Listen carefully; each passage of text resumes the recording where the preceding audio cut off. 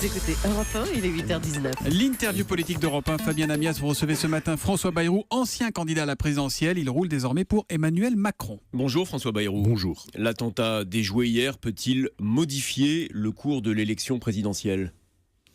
En tout cas, il doit appeler notre attention sur, si ça n'est pas déjà fait, les gens qui ne se rendaient pas compte du risque de la menace à laquelle nous sommes tous les jours exposés, avec plusieurs choses préoccupantes à l'intérieur. La première de ces choses préoccupantes, c'est qu'une fois de plus, c'est en prison que la radicalisation s'est jouée. Et ça doit être pour nous quelque chose de très important. Ça veut dire qu'il faut bâtir au moins un système de renseignement pénitentiaire pour aider ceux qui ont la charge si difficile des prisons et qui sont eux aussi exposés à beaucoup de violence et beaucoup de risques. Et vous, François Bayrou, vous soutenez Emmanuel Macron. Quelle est sa proposition clé dans ce domaine pour lutter contre la radicalisation, dont on voit effectivement que c'est le phénomène qui a, semble-t-il, mené aux arrestations d'hier? Sa proposition clé, vous le savez, elle tourne en premier lieu autour du renseignement. Ça n'est pas un hasard si Jean-Yves Le Drian, le ministre de la Défense, qui a la charge de la lutte contre Daesh depuis des années, est à côté de lui et le soutient. Ce n'est pas un hasard si... dans un meeting ce soir à Nantes d'ailleurs. Ils seront ensemble ce soir à Nantes. Ça n'est pas un hasard si le patron du RAID a décidé de le rejoindre avec cette idée qu'il faut que nous soyons armés et en même temps que nous suivions au fur et à mesure qu'ils se produisent l'évolution des menaces. Marine Le Pen a fait son thème privilégié de cette menace de campagne. Elle l'accentue d'ailleurs dans les derniers jours qui nous séparent avant le premier tour. Elle dit « Avec moi, il n'y aurait pas eu de Mohamed Merah ni les terroristes migrants du Bataclan ». Est-ce qu'elle a préempté ce sujet ? Sûrement pas. Celui ou celle qui peut dire « Avec moi, il n'y aurait pas eu de terrorisme », celui-là est un menteur. Est quelqu'un qui essaie d'abuser l'opinion publique. Il n'y a aucun pays dans le monde, y compris parmi les plus autoritaires, je pense à la Russie, qui ait réussi à éviter que des drames de cet ordre ne soient préparés et commis sur son sol. Et donc, chaque fois que quelqu'un... Donc on ne peut pas dire aux Français, ni Emmanuel Macron ni un autre, je me présenterai devant vous et avec moi il n'y aura plus de risque terroriste. Ce serait un abus de confiance. Vous voyez bien, tout ceci, ce sont des propos de tribune, mais qui n'ont absolument aucun rapport avec la réalité. Et peut-être y a-t-il au contraire le besoin de rassembler l'ensemble du pays pour lutter contre ces dérives et ces drames. Il n'existe pas de possibilité pour un pays, pour une nation, de lutter contre ces risques s'il ne se rassemble pas, s'il ne dépasse pas les affrontements et les mises en cause perpétuelles auxquelles nous assistons. Et bien précisément, François Bayrou, j'en viens à la campagne et à ces logiques de rassemblement. Le soutien apporté hier par Nicolas Sarkozy à François Fillon, il le dit dans une vidéo postée sur les réseaux sociaux, il a l'expérience, la volonté, il évitera le risque des extrêmes. Est-il un apport décisif pour François Fillon ? D'abord, c'est pas nouveau.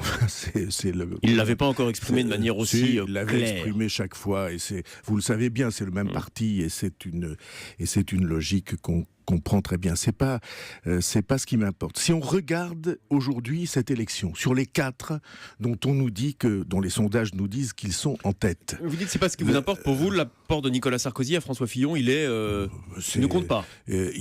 Tout ça est d'un classicisme éprouvé. C'est le même parti, et ils viennent dire entre eux du même parti qu'ils se soutiennent. Franchement, il n'y a rien de nouveau sous le soleil. Quelquefois, ils le font avec plus ou moins de crédibilité, mais je veux pas m'étendre sur le sujet. La seule question Alain aujourd'hui... Juppé, que vous aviez soutenu d'ailleurs, sera aux côtés de François Fillon aujourd'hui. La seule... Oui, avec... je crois qu'il a exprimé hier beaucoup de distance, c'est vous qui l'avez écrit sur votre site, à l'égard de telle ou telle proposition politique de formation du gouvernement. Ce sont des propos qui sont rapportés d'Alain Juppé dans le Canard enchaîné, qui exprime des doutes effectivement sur la participation du mouvement Sens commun au gouvernement que François Fillon proposerait. Je l'ai lu sur votre site. Et donc, c'est très frappant. Quel est l'enjeu aujourd'hui ? L'enjeu, c'est le second tour. Et tous ceux qui nous écoutent savent que sur les 4 personnalités, il y aurait, selon la sélection des uns ou des autres, des seconds tours qui seraient effrayants pour le pays. Un second tour Mélenchon-Le Pen, pour le pays, c'est effrayant pour l'image du pays et pour son avenir, parce que les choix proposés sont des choix extrêmement risqué. Pour vous, cette probabilité existe d'un second tour Mélenchon-Le Pen ? Toutes les probabilités existent. Donc il y a plusieurs seconds tours possibles. Si c'était un second tour Mélenchon-Fillon, comme vous l'avez lu dans toutes les enquêtes, ce serait une victoire affichée de Mélenchon face à Fillon et un malaise incroyable à l'intérieur du pays. Et donc le seul second tour possible, le seul second tour qui donne des garanties d'apaisement du pays et de rassemblement du pays, le seul second tour possible, c'est celui où Emmanuel Macron, aujourd'hui en tête dans les enquêtes, soit sélectionné, parce que là... Face à qui ? Vous dites que le seul second tour qui permettrait d'apaiser le pays, c'est Emmanuel Macron, face à qui ? Face à... On verra, ça les Français... Un second tour Emmanuel Macron face à Marine Le Pen, vous pensez apaiserait le pays ? Je suis absolument certain qu'on sortirait de cette élection plus rassemblé qu'on ne l'était avant.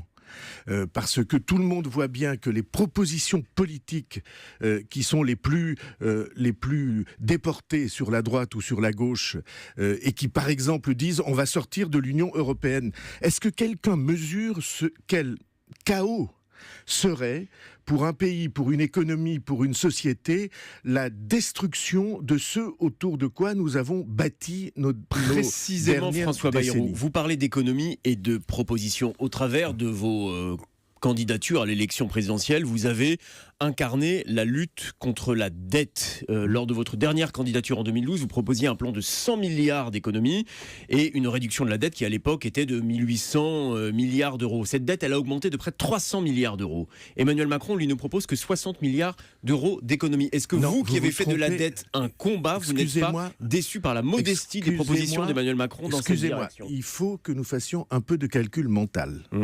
Alors allons-y. Là, il se trouve que les 60 milliards à la fin du quinquennat, c'est pour une seule année. Et si vous additionnez les économies au travers des 5 années, vous arrivez à une somme, d'ailleurs exigeante, de l'ordre de 160 ou 170 milliards.